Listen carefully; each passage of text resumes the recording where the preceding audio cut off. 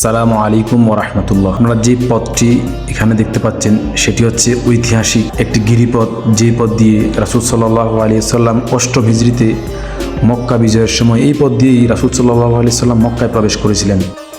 যদিও দেখলে বোঝা যায় না যে এটি গিরিপথ ছিল, তবে ভালোভাবে লক্ষ্য করলে দেখবেন বাম পাশে একটি পাহাড়, তারপর ডান পাশে একটি পাহাড়, এর মাঝখান দিয়েই এই গিরিপথটি। নগরায়নের কারণে রাস্তা প্রশস্ত করা হয়েছে, অনেক দালান উঠছে, এই কারণে স্পষ্ট বোঝা যায় না। বই পুস্তকে এই গিরিপথের নাম হচ্ছে সানিয়াতু কাদা, আঞ্চলিকভাবে একে তানায় আদাখের বলা হয়। এটি হেরেম শরীফ থেকে 5 কিলো, সর্বোচ্চ 5.5 কিলো দূরে হবে এই রিয়াদ আখের, এবং এর আশেপাশে রাসূল সাল্লাল্লাহু আলাইহি সাল্লামের অনেক স্মৃতি বিজড়িত জায়গা রয়েছে। এবং আপনারা যে পাহাড়গুলো দেখতে পাচ্ছেন, এই আদাখের পাহাড়গুলোতেই রয়েছে বিলাল রাদিয়াল্লাহু তাআলা আনহুর স্মৃতি বিজড়িত ইসখির নামক ঘাস।